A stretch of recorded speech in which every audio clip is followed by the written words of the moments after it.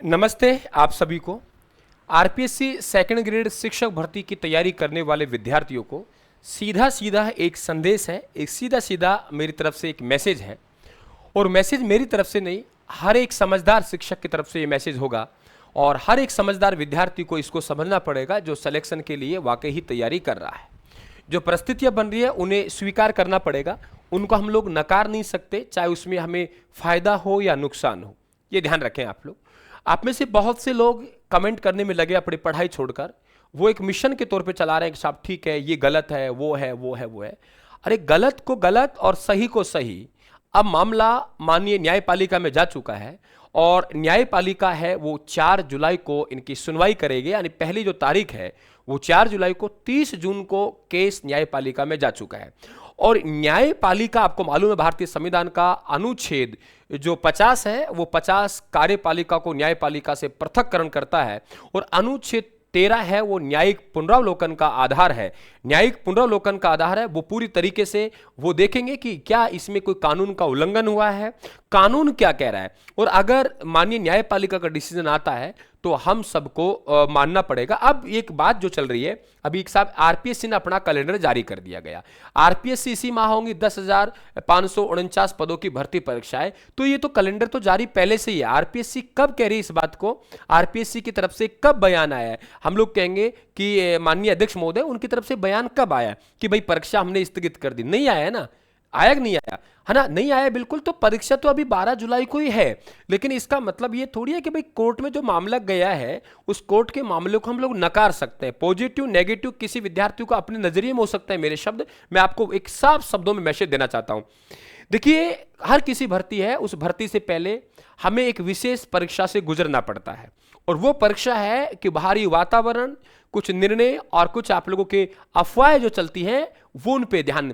अब राजस्थान सरकार बहुत संवेदनशील है, आपने देखा होगा, इतनी संवेदनशील है, कोई तो भर्ती आगे नहीं गई ना, आज तक कोई भर्ती इस भर्ती के आप लोगों के आगे नहीं, किसकी एग्जाम समय पर हुआ है। और दूसरा, इस भर्ती में पेपरों को लेके बहुत प्लानिंग से आपका एग्जाम हुए हैं, किसी प्रकार की निराशा हमको हाथ नहीं लगी, तो इसलिए सरकार बिल्कुल संवेदनशील है आपके प्रति। लेकिन कई बार क्या होता है कि हम कुछ नियमों में फंस जाते हैं और वो नियम कई बार हम लोगों को दिक्कत कर जाते हैं। तब हम कोई विज्ञप्ति जारी करते हैं, कुछ करते हैं, तो कई चीजें हम लोग उन चीजों को मानना पड़ेगा। अब रहा बात इसका कि अब आप लोग जो पढ़ने का वक्त है उसमें आप लोग अपना समय आप लोग कर रहे हैं, सब नहीं, ऐसा नहीं। देखो, पहली बार तो आप लोगों के यहाँ है कि आरपीएससी अध्यक्ष महोदय उनको एक बयान अपना जारी कर देना चाहिए कि भाई ठीक है, इस तरीके से हम लोगों को ये परीक्षा आप लोगों के आगे नहीं जाएगी। सरकार भी, आपने देखा होगा, सरकार तरफ से भी कोई स्टेटमेंट नहीं आया है, ना ही आरपीएससी अध्यक्ष महोदय की तरफ से कोई स्टेटमेंट बड़ा आया है जिससे एक स्थिति क्लियर हो सके। लेकिन अब मामला आपको मालूम है कि 14 लोगों की आप लोगों की याचिका है, वो माननीय उच्चतम न्यायालय की ब्रांच जयपुर उच्च न्यायालय में लग चुकी है और हरिंदर नील जी उनके वकील हैं। और वो जो याचिका है वो रिट है, वो आपके राजस्थान सरकार और माध्यमिक शिक्षा निदेशक और आरपीएससी के चेयरमैन, आरपीएससी के सचिव हैं, उनके विरुद्ध उनको पार्टी बनाते हुए ये याचिका लगाई गई है। 4 जुलाई को इसकी सुनवाई है। अब देखते हैं कि नियमों में कहां सटीक बैठता है।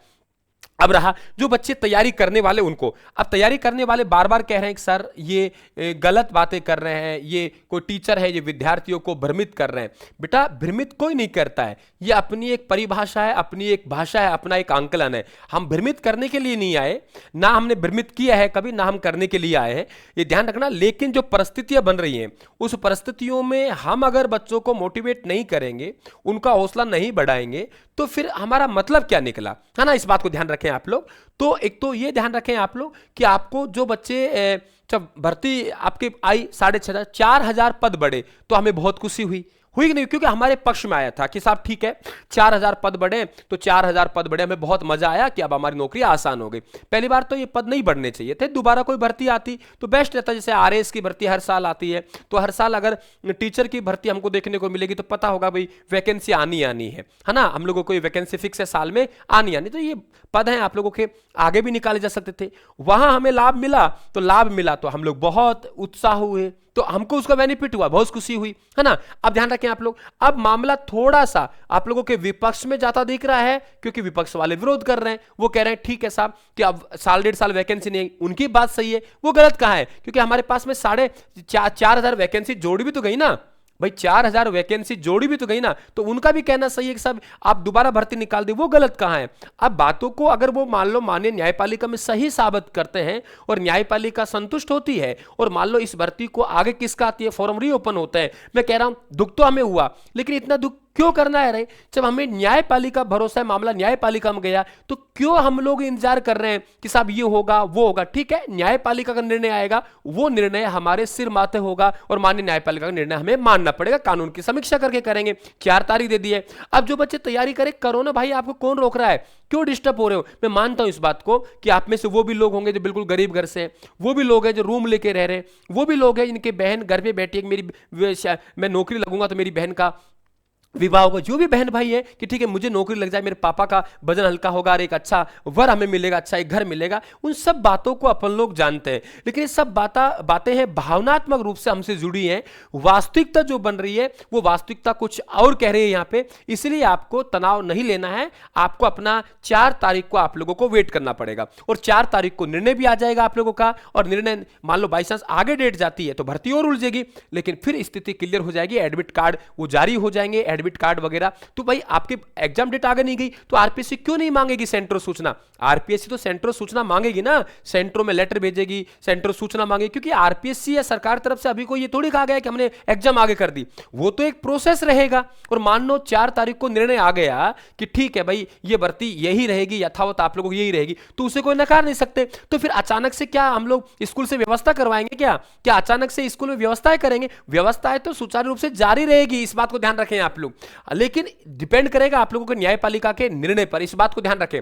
आरपीएससी और सरकार पूरी तरीके से मूड में है कि ठीक है भाई एग्जाम हो जाए, अच्छी बात है, लेकिन जब मामला न्यायपालिका में गया अब बात आगे तथ्यों की, तो यह ध्यान रखें, आप अपनी तैयारी करें। आपके कहने से कुछ होने वाला नहीं है, मेरे कहने से कुछ होने वाला नहीं है, क्योंकि अब बात होगी तथ्यों की, बात होगी कि किस प्रकार से न्यायपालिका को हम लोग कन्वेंस करेंगे। अब कौन सा पक्ष आपके कन्वेंस ज्यादा कर पाता है तो वो देखिए आप लोग, भाई जिनको लगता है कि परीक्षा होनी चाहिए वो भी जाइए आप लोग वहां पक्षधार बनिए।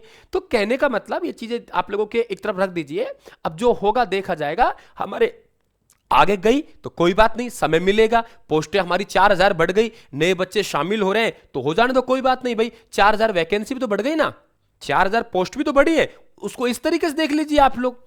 तो ये ध्यान रखें आपकी तैयारी पहले से है तो आप तो मजबूत है, कोई बात नहीं, 6 महीना और सही। अब हम लोग शुरू में मैं पटवारी लगा था तो आपको देखो 2008 में वैकेंसी हुई थी, 2008 में वैकेंसी आई, 9 में आपके एग्जाम हुआ, 11 में पोस्टिंग दी गई थी, 11 में, और 11 में पोस्टिंग दी, खूब आप लोगों के 3 साल लगा था, तो तब मैं आप लोगों के 21 के आसपास का था, 21-22 साल का था, तो 21-22 साल का था मैं, तो लोगों ने कहने छोड़ दिया नौकरी लगा था, झूठ बोल रहा है यार, नौकरी लगा ही नहीं था, है ना, क्योंकि नौकरी लगता तो चली जाता नौकरी पे ये।